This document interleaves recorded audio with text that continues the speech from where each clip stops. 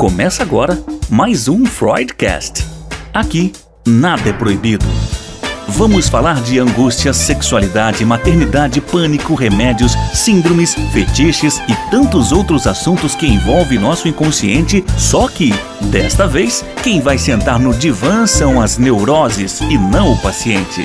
Alerto que nem sempre teremos respostas prontas, mas prometemos que, no mínimo, você vai ser desafiado para olhar a si mesmo e repensar sua vida. Começa agora, Freudcast. Olá pessoal, bem-vindo ao Freudcast. Será que o brasileiro consome muitos remédios para a cura de depressão, ansiedade e outras doenças mentais? Será que o Brasil é um dos países que mais consome esse tipo de medicamento? Será que há uma banalização de uso de medicamentos, inclusive sem receitas, naquela história que você tem sempre alguém que conhece alguém, um médico, e os médicos acabam passando remédios para poder curar essas doenças da alma, vamos assim dizer? Pois é, quem vai responder tudo isso para a gente é o médico psiquiatra Pablo Vinícius, que acabou de lançar o livro Anti-Tarja Preta, e nós vamos falar com ele. Pablo, bem-vindo ao programa. Oi, Rose, tudo bem? Eu que agradeço o convite para a gente estar falando de saúde mental, caminhos para uma vida melhor. Pois é, eu estava olhando a tua trajetória profissional, e eu acho que você é um psiquiatra que está aí com, assim, vai ao contrário de tudo que a gente pensa em psiquiatra, porque quando a gente pensa em psiquiatra, a gente sempre pensa em remédio, né? E a tua trajetória profissional, você desenhou um outro percurso. Por que você decidiu buscar outras alternativas que não seja a medicação para pacientes doentes? Isso é uma pena, né? Esse conceito que se tem da psiquiatria hoje, realmente não são todos os psiquiatras que têm essa postura medicamentosa, mas ao mesmo tempo, não foi à toa que a psiquiatria colheu os frutos disso. Realmente tivemos um tempo muito difícil, onde a psiquiatria internava seus pacientes, não se preocupava com a humanidade ali presente, então não é à toa também que esse conceito, a psiquiatria ainda colhe frutos de um passado tenebroso, digamos assim. Mas muita coisa mudou, Rose. A psiquiatria, graças a Deus, hoje procura se modernizar, procura ter embasamento científico para as suas condutas, começa a abrir o seu campo para outras questões que não propriamente ditam o medicamento. Então, a coisa está abrindo, graças a Deus, nesse sentido. E eu sou uma pessoa, e nesse livro eu deixo bem claro, que sou muito reflexivo na sociedade na qual estou inserido. Eu estou vendo o tempo inteiro as coisas acontecendo.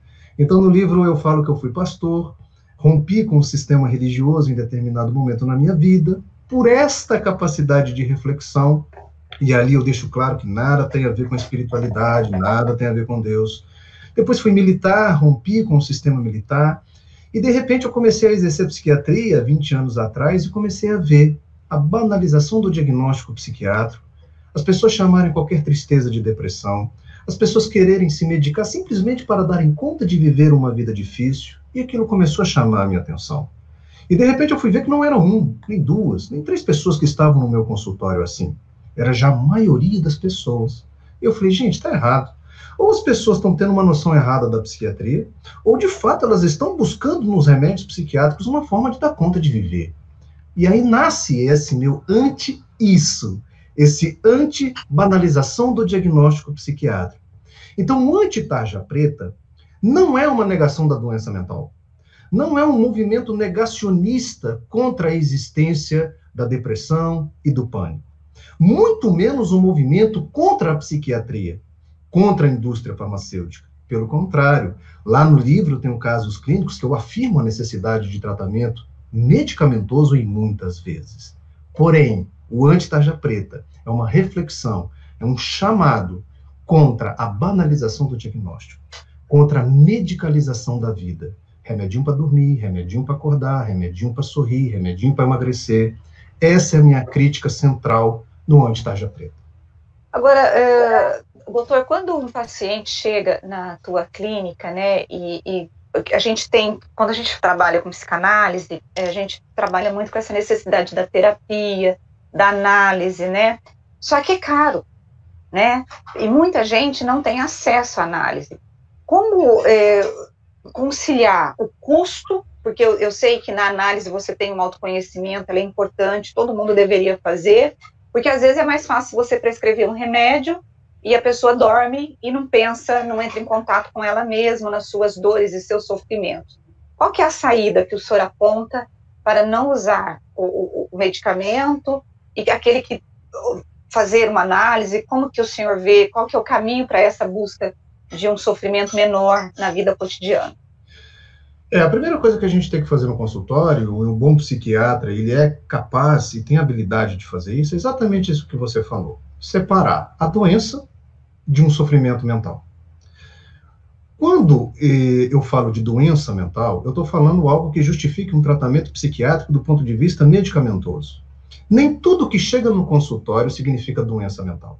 Nem toda tristeza que está ali na minha frente significa um diagnóstico de depressão. Então, a primeira coisa que um médico tem que fazer é saber se aquela queixa faz parte de uma doença, que justifica um tratamento, ou se faz parte de uma vida sofrida, que está com um problema. É a primeira coisa que a gente tem que fazer. Nesses casos do sofrer, nós temos ferramentas que não o remédio para a pessoa superar. A terapia que você falou é uma ferramenta maravilhosa. Realmente nós temos esse problema no Brasil, desse custo elevado da terapia. Mas a gente já começa a ver projetos muito interessantes, que posso falar aqui. A rede pública cada vez mais investe isso nos postos de saúde. Eu falo de Brasília, é verdade que estou aqui meio que numa ilha, mas você vê o investimento público nas UBSs, em postos de saúde, com equipes terapêuticas. E mais legal ainda que eu descobri nessa pandemia, plataformas online de oferecimento de terapia. Inclusive, tem plataformas que oferecem até gratuitamente para as pessoas que não têm condição de pagar. Então, veja que começa a haver um movimento da própria classe, dos próprios profissionais, de ir ao encontro dessas pessoas. Porque nós já estávamos passando um momento muito difícil, estamos passando, e todo mundo fala da quarta onda que virá, que será os transtornos emocionais. O senhor acha que a pandemia, ela, ao mesmo tempo que ela foi nociva, porque o número de pessoas doentes ou com transtornos emocionais aumentou, isso já já está comprovado, mas ao mesmo tempo a pandemia pode ter ajudado no sentido de desmistificar o consultório e acessar as pessoas através de plataformas online, como o senhor está colocando. Qual que é a tua opinião sobre essas sessões online? Eu acho excepcional, porque é melhor ter alguma coisa do que nada. E às vezes a gente, pela busca da excelência, a gente posterga o fazer alguma coisa.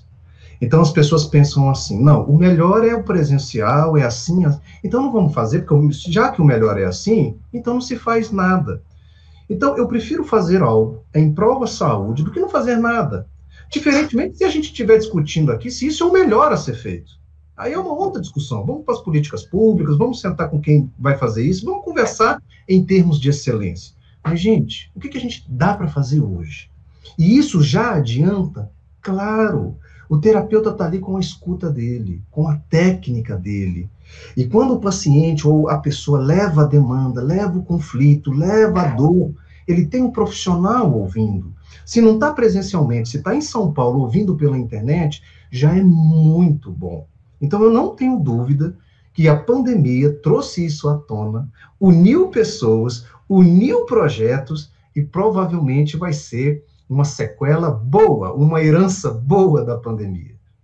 Agora, doutor, por exemplo, enquanto o senhor estava falando sobre a questão da medicação, eu sei que não dá para a gente generalizar, mas eu acho que tem algumas doenças que são necessários medicamento, ou pelo menos é o que a gente conhece. Por exemplo, paciente que é diagnosticado como borderline. Que tipo de paciente que realmente necessita de medicação? Como o senhor colocou, tem alguns capítulos do seu livro em que o senhor fala, olha, esse paciente precisou se medicamentar, de medicação. Como que o profissional, ele deve lidar com isso e quais são os perfis de pacientes que realmente você não tem como abrir mão de medicação? Por exemplo, um esquizofrênico, um borderline ou um outro qualquer. Então, nós temos dois critérios disso na prática. O primeiro critério é se há o diagnóstico da doença. A pessoa, ela entra na nossa frente e deposita ali uma série de queixas. Então, eu dou aula em faculdade de medicina, eu costumo falar assim para os meus alunos: a doença não existe, o que existe são um conjunto de queixas. Quem vai transformar, traduzir a linguagem das queixas num diagnóstico somos nós. Então, nós é que vamos cunhar um diagnóstico baseado naquele conjunto de queixas do paciente. Então, a primeira coisa que a gente faz no consultório é saber se esse conjunto de queixas faz parte já de uma doença, de um diagnóstico. Por que eu falo isso? Porque hoje na psiquiatria, a gente sabe que uma vez que a gente dá um diagnóstico, significa que tem alteração física neurológica, cerebral. Significa que já está tendo dano cerebral, significa que já está tendo inflamação cerebral, significa que serotonina, dopamina, noradrenalina estão reduzidas, significa que esse cérebro não está normal. O medicamento é uma das formas e um dos instrumentos terapêuticos para atuar nesse cérebro doente. Por isso que a depressão, o indivíduo não tem força para sair da cama. E se você chega para ele e fala assim: menina, vamos, o dia hoje está tão bonito lá fora, vamos dar uma caminhada, ela não consegue, porque o cérebro dela está dodói. A região do cérebro dela responsável pela vontade, pelo prazer, não está normal. O remédio vai lá e equilibra essa área. Ok? Por isso que a primeira coisa que nós temos que fazer e que justifica o uso de medicamento é saber se há uma doença. Tá. Mas isso também não é suficiente. Um outro critério é a intensidade dessa doença. E aí, para você entender o que eu quero dizer, os estudos mostram que a depressão leve, ou seja, tá dodói. Quando eu falo de depressão leve, eu já estou falando que tá dodói. Tá. O tratamento medicamentoso tem o mesmo efeito que a terapia. Então, teoricamente, poderíamos tratar os depressivos leves somente com terapia. Está errado dar remédio? Não. Mas poderíamos tratar só com terapia. Os medicamentos hoje, eles causam dependência? Porque eu me lembro, assim, que antigamente, quando uma pessoa usava, pegar a década de 70, de 80, primeiro, quando a pessoa ia para um consultório, todo mundo achava que tinha aquele preconceito. Aí, quando a pessoa também estava medicamentada, já estava medicada, né, com algum remédio tarja preta, também havia um preconceito. Por outro lado, hoje em dia virou uma coisa banal. Assim, as pessoas falam: ai, porque eu tomo esse remédio, porque eu tomo esse outro remédio. Então, houve uma mudança para o outro lado, né? O senhor avalia que existe, inclusive, um certo orgulho do paciente de tomar essa medicação contra a depressão, contra a ansiedade, ou não? Como que o senhor avalia essa mudança de comportamento? Perfeita a sua colocação. Isso é anti-tarja preta, esse movimento que aconteceu na sociedade, do pavor, do preconceito, da psicofobia, à banalização. É cool hoje, né? É legal hoje ter o seu psiquiatra, tomar o seu remédio, todo mundo brinca nas repartições, né? E aí, já tomou seu diazepam, já tomou sua fluoxetina? Se você chorar um pouquinho lá, as pessoas falam: olha, sua sertralina deve estar baixa. Então, realmente virou uma coisa cool, virou uma coisa legal, virou aquela coisa sociável do dia a dia. Isso é um problema muito sério, porque o remédio psiquiátrico não é para isso. E eu adoro essa pergunta sua, porque, puxa vida, parabéns, nos dá uma oportunidade de esclarecer isso para a sociedade. Que legal! E aí eu falo, remédio psiquiátrico não é tudo igual. É um mito achar que o remédio psiquiátrico é tudo tarja preta. Eu não vou lá porque o médico vai me dar remédio forte, eu vou ficar dependente, eu vou engordar, eu vou broxar, eu vou isso. Eu não vou ter libido mais, né? É uma confusão. Então, deixa eu falar simplesmente uma coisa fácil para vocês entenderem. Os remédios psiquiátricos são divididos em categorias, em classes. Eles são muito diferentes entre si. Por exemplo, os antidepressivos não são remédios tarja preta. Ele recebe um tarja vermelha. E aí eu já te dou o segredinho. Tarja preta, se você pega a caixinha do seu remédio e vê tarja preta, significa que ali é um perigo, há um risco. Significa que a gente não pode usar? Não. Significa que a gente tem que usar com muito critério, com muito cuidado. E o médico sabe disso. O tarja vermelha, ele não tem esse risco da dependência. Então, quando você está usando um antidepressivo, fique tranquilo quanto a isso. eles são remédios de uso contínuo e prolongado. Pacientes vão usar 1 ano, 2 anos, 5 anos, 10 anos esses medicamentos. Eles são seguros para isso. O tarja preta, não. Então, os remédios psiquiátricos, eles são diferentes, eles não são iguais, eles não afetam da mesma forma a sua saúde e o seu risco de dependência. Agora, quando a gente pensa em remédios, quais são os caminhos, ao contrário dos remédios? O senhor já falou da terapia, e eu vi que você tem uma relação com a meditação, né? A desaceleração do ritmo de trabalho, da nossa vida, é possível com que haja uma melhora nessa angústia? Porque eu tenho a impressão que nós estamos correndo contra o tempo todo nós temos que realizar, e é estudo, é trabalho, é lazer, e tudo vira um compromisso, até o lazer vira compromisso na nossa vida, né? Isso vai trazendo angústia. Quais são as ferramentas, sem seus remédios, que você trabalha com os teus pacientes e que você fala no livro para que essa pessoa possa ter uma qualidade de vida e não seja por meio dos remédios? Tudo começa com isso que você afirmou. Nós estamos muito doentes, nós somos o país mais ansioso do mundo, porque nós estamos vivendo muito mal. O que está nos levando a essa tragédia de transtornos emocionais, de sofrimento emocional e físico também. Se a gente for trazer aqui o número de infarto, o número de derrames, doenças cardiovasculares, os tumores, né? Isso significa que nós estamos vivendo muito mal. Então, a minha forma de trabalhar é atuar tanto na prevenção, quanto num tratamento mais amplo para o paciente. Então, o que eu mais quero na vida com o anti-tarja preta é que o paciente não precise nem ir ao psiquiatra. Mas isso ele vai precisar investir muito em estilo de vida saudável. Não tem como escapar, gente. Ontem eu fiz uma live chamada assim, é impossível servir a 2 senhores. É impossível você ter saúde e comer mal. É impossível você acordar bem, cheio de energia, com os olhos brilhando, dormindo 4 horas por noite. É impossível você ter rendimento intelectual, inteligência, passar numa prova, sedentário, acima do seu peso. Só que as pessoas querem as 2 coisas. Elas querem desempenho e se encher de hambúrguer. Então, é isso que a gente tem que ensinar para as pessoas. Se você quer prevenção de doença, isso está nas suas mãos, nas suas escolhas. E aí é que eu falo, vamos fazer uma atividade física? Tá sem grana? Bota um shortinho, 30 minutos de caminhada por dia. Isso você pode fazer. Escolher o que você comer, você pode fazer. Vamos tirar mais o açúcar? Vamos tirar mais a farinha branca? Vamos tirar o refrigerante? Rose, tem um estudo espanhol mostrando, foi feito com mulheres. Olha que interessante. Mulheres que têm uma dieta, claro que serve para os homens, mas no estudo especificamente, as mulheres que tinham uma dieta rica, baseada em fast food, elas tinham 48% mais chance de ter depressão. Então, olha a relação entre o que se come e o que se sente. Então, existe uma relação íntima, direta, entre as suas emoções e o que você está colocando dentro de você.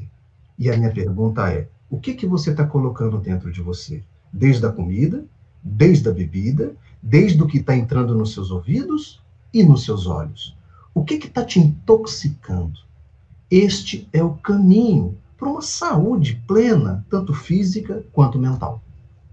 Enquanto você falava dos 2 senhores, eu me lembrei de um texto bíblico que está em Mateus, que fala sobre essa questão da ansiedade, quando Jesus, conversando com o povo lá, na época dele, nesse texto bíblico, diz que você não deve ficar ansioso, né? E aí ele cita a história dos lírios, da roupa de Salomão, dos passarinhos, que não tem ninguém para poder alimentá-los, mas eles sobrevivem. E quando eu leio esse texto na Bíblia, eu fico pensando, puxa vida, Jesus já falava dessa história da ansiedade, porque ele já tinha detectado que o homem é ansioso por si só, né? Mas, doutor Pablo, como trabalhar a ansiedade para a gente não ficar ansioso? E aí a minha pergunta é, qual é o papel da neurociência dentro dessa questão da ansiedade? É possível juntar os dois aí? Sim, com certeza. A primeira coisa é as pessoas entenderem que a ansiedade não é o inimigo de ninguém. Inclusive, ela é um fenômeno absolutamente interessante e necessário. É ela que nos trouxe até aqui. É ela que fez a gente escapar do leão na selva, escapar dos perigos e nos trazer até aqui. Então, eu acho graça, às vezes, quando eu estou em rede social vendo alguns posts e falo assim, elimine sua ansiedade, combata a sua ansiedade. Isso é um absurdo. Porque a ansiedade é um fenômeno normal. Onde é que está o problema, Rose? Quando a ansiedade se torna um fenômeno contínuo, o tempo inteiro. Porque quando ela se torna compulsão, ou não? Não compulsão, quando ela se torna presente o tempo inteiro na vida da pessoa. Por quê? A ansiedade, ela foi feita para ser uma resposta do organismo, uma reação a algum estímulo. Então é assim, seu chefe te deu uma demanda muito grande para você entregar quarta-feira. Você vai ficar ansiosa, mas essa ansiedade vai aumentar a sua produtividade, vai aumentar a sua atenção, sua energia, para você dar conta de entregar o seu trabalho. Aí você entrega o trabalho e fala, chefe, está aqui. Aí você relaxa, que é a sua situação normal de vida, um estado de tensão e relaxamento normal. Onde é que está o problema da ansiedade? Quando esse nível de ansiedade, que era para ser uma reação, se torna contínua, o tempo inteiro. A pessoa dorme e acorda ansiosa. Está tensa, nervosa e não relaxa mais. Isso é um quadro patológico de ansiedade. É este quadro que precisa ser prevenido e tratado. Como nós vamos fazer isso? Investindo o máximo em técnicas de relaxamento. Você precisa entender isso. E aí, por isso que eu sou fã da meditação e da yoga. Por isso que eu sou fã da psicoterapia. Precisamos colocar isso na nossa agenda, gente. Você precisa equilibrar demanda, tensão e estresse com técnicas de relaxamento. Se a sua vida está resumida somente à tensão, por que você não estará doente? Onde é que estará a ilusão aqui que você vai viver bem? Se o seu dia se resume somente a demandas e a estresse. Agora, né?